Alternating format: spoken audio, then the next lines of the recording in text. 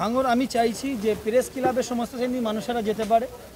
আমি এই ভাঙরে যারা প্রেস খুলেছে তাদেরকে বলবো যে সমস্ত শ্রেণীর মানুষদেরকে, যেরকম আজকে আমাকে ডেকেছেন, রাইনুর ভাইকে ডেকেছেন, আরও অন্য ভাইদেরকে ডেকেছেন, আমার ফুরফুরা শরীফ থেকে উন্নয়ন কমিটির অন্যতম খাদিম এসেছে, উনি এসেছেন, আমার আব্বা হুজুরের কাছের মানুষ, এরকম আমাদের আহলে সুন্নাতুল জামাতের সদস্য ভাই এসেছেন, মিন্টু শিকারি ভাই এসেছেন, এরকম সকলেকেই ডেকেছেন।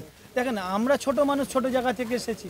আমি বিশ্বাস রাখি একদিন আমাদের থেকে যারা মহান রয়েছেন, ভালো রয়েছেন, তারা একদিন আসবে এই জায়গাটায় এসে তারা বলতে বাধ্য হবে ভাঙর ছাড়া, ভাঙর নিউজ ছাড়া বিকল্প কোনো নিউজ নেই। সত্য বলার জন্য আশা রাখবে।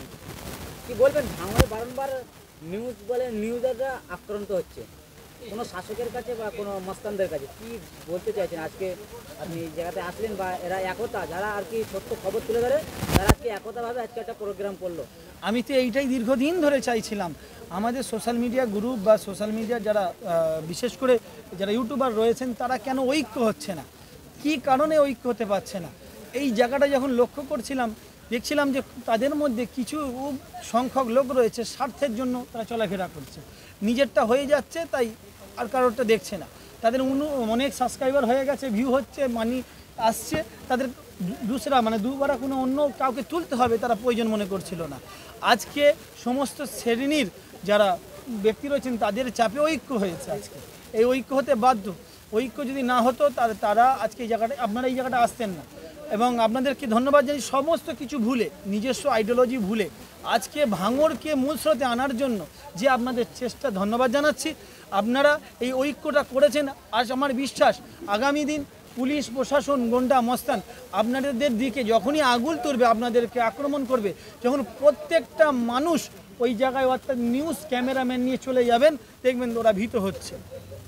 আমাদের একটা আইডিওলজির মধ্যে পেন তুলে দাও, 5 টাকার পেন তুলে দাও, পুরো দেশ পরিবর্তন করে দিবে। তেমনি একটা ছেলের হাতে শিক্ষা দিয়ে এই মোবাইল ধরিয়ে দাও, নিউজ ম্যানে অর্থাৎ এই নিউজ চ্যানেলে, মিডিয়া গ্রুপে ঢুকিয়ে দাও। আমার বিশ্বাস যারা ওই বন্দুক নিয়ে, বোম নিয়ে ধমকানি দিচ্ছিল, তারা ভীত হয়ে আবার সেই ইঁদুরের গর্তে ঢুকে যাবে। আপনারা যদি উঠে দাঁড়ান, দেখবেন অসত্য অর্থাৎ যারা অন্যায়কারী, তারা অন্যায় ছেড়ে দিয়ে সত্য পথে আসবে, সত্য পথে ফিরে আসবে। তারা ভাইজান কতটা সহযোগিতা করবেন? আমাদের ফুরফুরা শরীফ সর্বসময় আপনাদের সাথে ছিল, পূর্বেও এখনও আছে, আবার পরবর্তীকালেও থাকবে। আর আপনারা যখনই আমাদেরকে ডেকেছেন, আপনাদের সাথে ছিলাম।